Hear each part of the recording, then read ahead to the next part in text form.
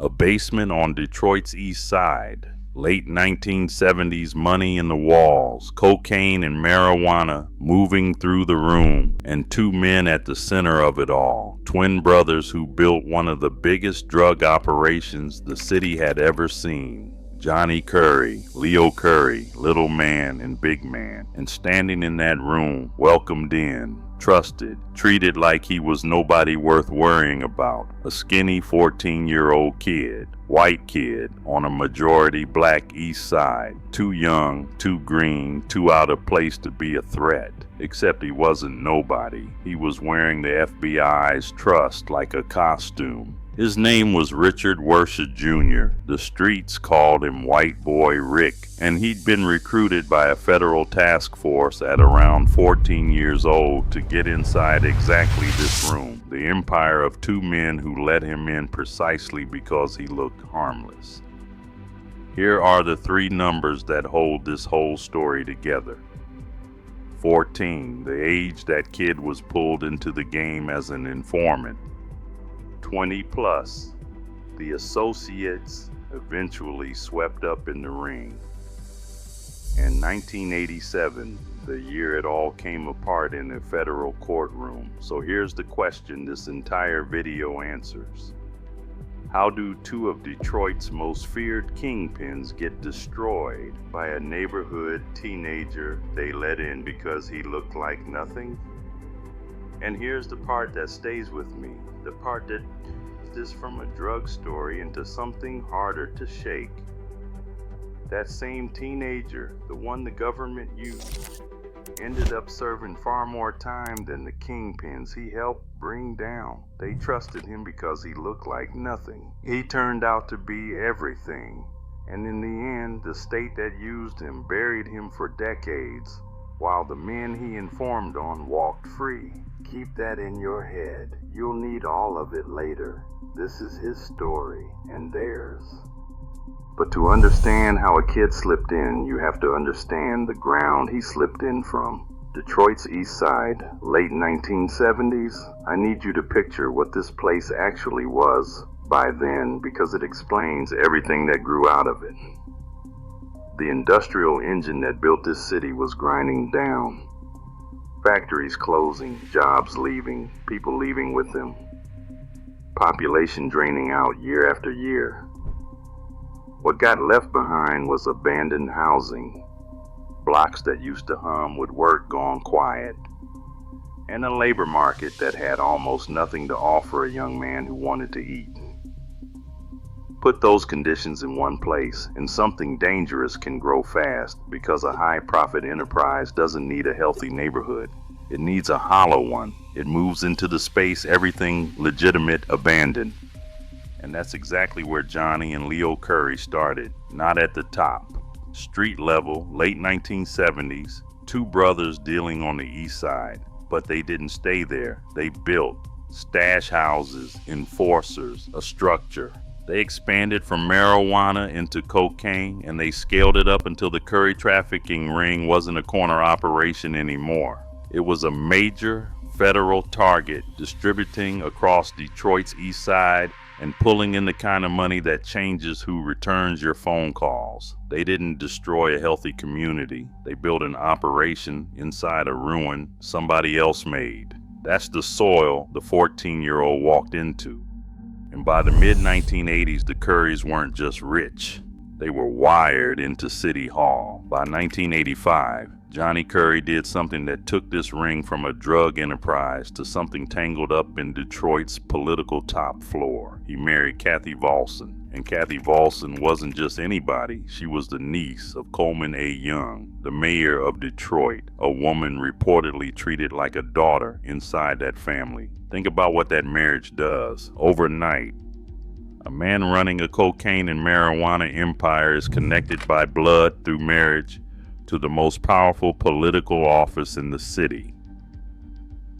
So the obvious question is the one everybody asked. Did that connection mean protection? Or did it mean the exact opposite? Scrutiny, a spotlight, federal eyes drawn straight to a family that suddenly had a drug kingpin sitting at the dinner table. That question has never been cleanly answered.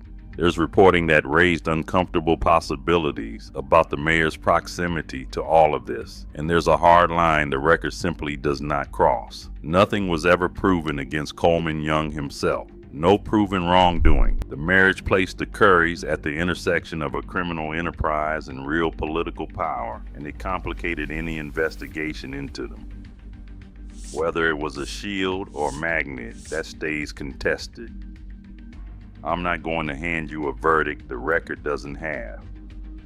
But there's one more thing you need to file away about Kathy Volson, because it comes back in a way you won't see coming.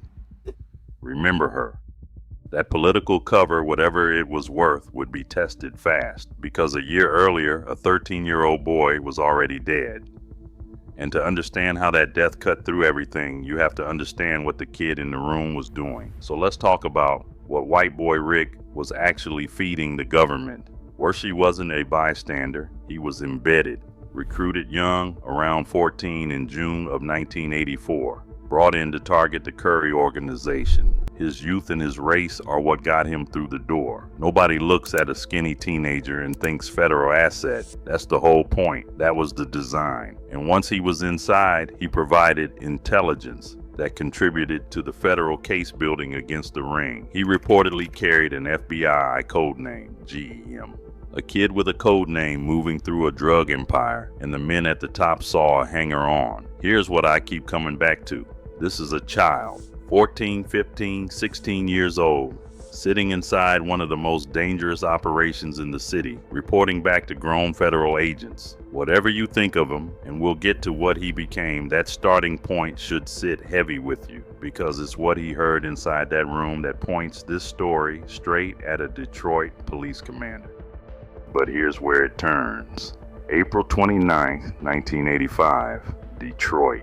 A shooting, gunfire meant for a man named Leon Lucas, a Curry associate, the intended target, over what is described as a debt or dispute. The bullets didn't find Leon Lucas. They found his nephew, Damian Lucas, 13 years old.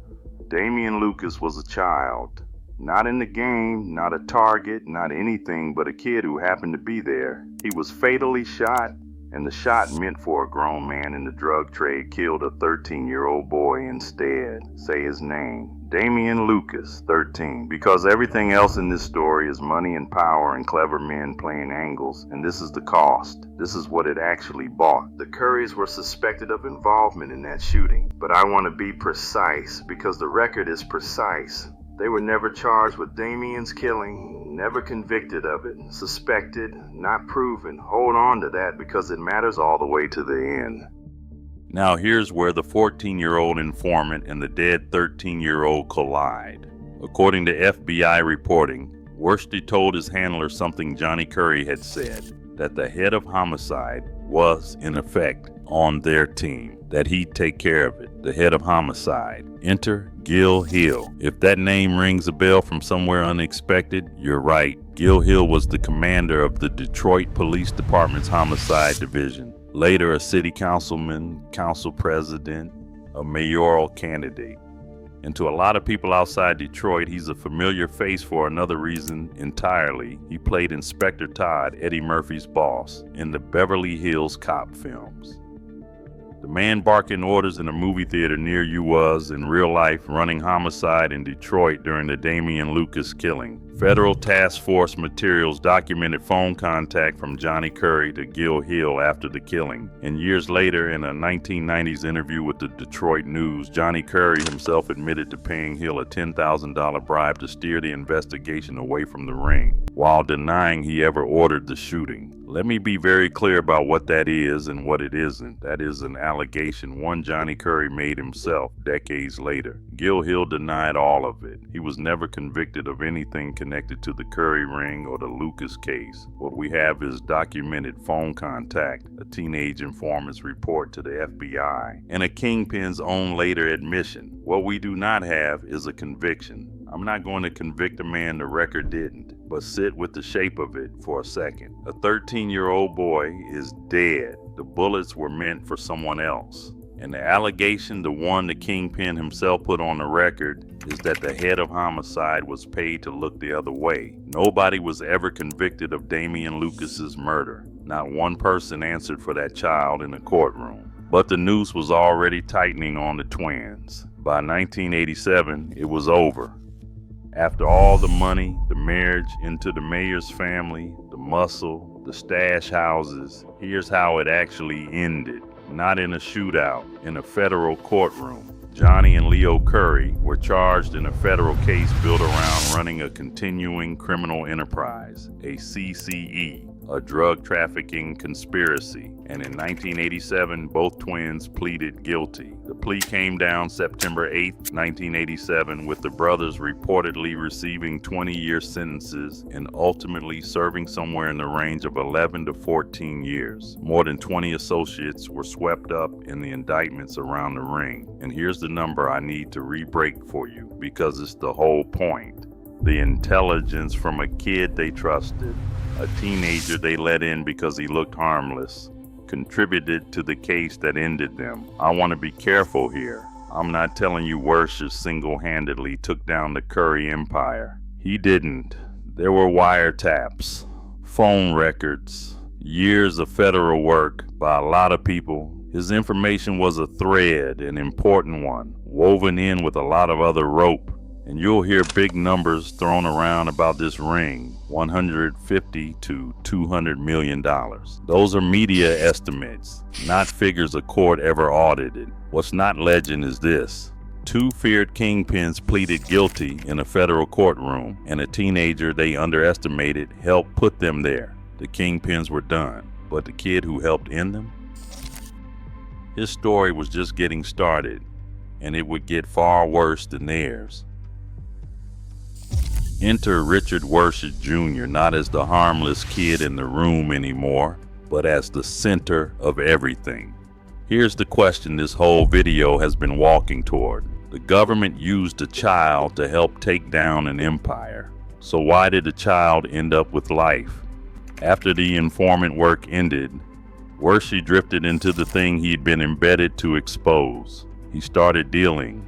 And in 1988, at 17 years old, he was arrested with a large quantity of cocaine and convicted under Michigan's 650 lifer law, a statute so harsh that possession with intent to deliver more than 650 grams of cocaine carried a life sentence. Life for a teenager. Sit with the machinery of that. This is the same kid the FBI recruited at 14. The same kid whose youth made him useful, whose youth made him valuable, whose youth put him in rooms grown agents couldn't reach. And then the same system caught him dealing as a teenager and dropped a life sentence on him under one of the harshest drug laws in the country. There was even a stolen car scheme run from behind bars that pulled him into federal charges in Florida. A minor role, but it extended his time inside. He served roughly 30 years. He walked out in 2020, a middle-aged man who'd gone in as a teenager. And then there's the twist I told you to remember. Kathy Volson, the mayor's niece, Johnny Curry's wife. After Johnny went to prison, Wershers became romantically involved with her. Let that land. The teenage informant who helped build the case that put Johnny Curry away later ended up with Johnny Curry's wife. The Kingpins were free before he was, and one of them had something surprising to say about the kid who snitched. Hold two facts in your head at the same time. Fact 1. Johnny Curry, the Kingpin, the man Wershers informed on, served roughly 11 to 14 years and walked out. And in 2018, talking to Local 4 in Detroit, Johnny said he had nothing against Wershers. Nothing. Despite the informing, despite the affair with his wife. His words, "I never even expected that because he was so young. The man he betrayed forgave him because he was just a kid." Fact 2. Richard Wershers Jr., the informant, the child the government sent into that room, drew life and served around 30 years. And when he finally got out, in July of 2021, he filed a civil lawsuit in federal court, seeking $100 million from former FBI agents and prosecutors. arguing that using him as a child informant, roughly between the ages of 14 and 16, amounted to abuse and violated his civil rights. Read those two facts back to back. The Kingpin got out first and held no grudge. The informant got life. And a covert asset the FBI once relied on turned around and sued that same FBI, reframing his own recruitment as a child as the crime. That lawsuit is contested civil litigation. The defendants disputed his account. It was not a finding, not a ruling. It was an unresolved fight over what the government did to a kid. But here's what tells you the corruption thread running under all of this wasn't imaginary. Around 1990, the FBI launched an undercover investigation into Detroit police corruption called Operation Backbone, a separate case from the Currys entirely. And in May of 1991, it culminated in the arrest of 11 officers and 5 civilians on charges tied to protecting drug operations. I'm not telling you Wershey exposed that scandal. He didn't. That was a lot of agents and a lot of work. But Operation Backbone matters here for one reason. It's proof in a courtroom that Detroit's drug trade really was tangled up with corrupt police. And that lends weight, real weight, to the allegations that swirled around Damian Lucas and Gil Hill without pretending any of that was ever proven. So let me answer the question this whole video asked.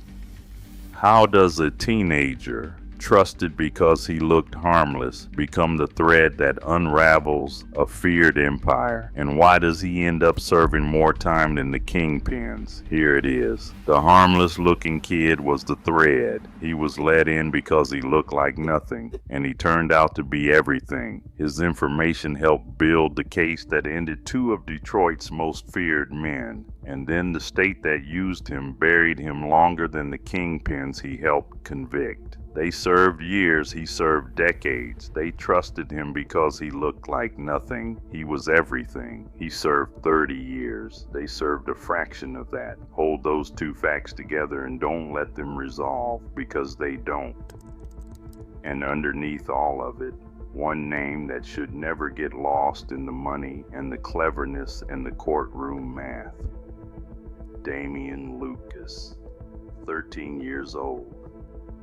Killed by gunfire meant for someone else, and no one, not one person, was ever convicted of his death.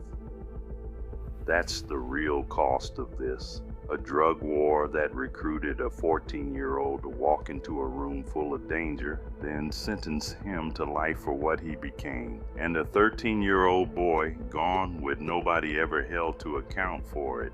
The empire fell, the Kingpins got out, the informant did his decades, and the child who died got nothing that looks like justice. So I'll leave you with the question I can't answer for you. Was Richard Wershey Jr. a criminal who got exactly what the law allowed? A dealer who caught a hard sentence under a hard statute? Or was he a child the government used and then discarded, buried for decades for the crime of becoming the thing they sent him in to find?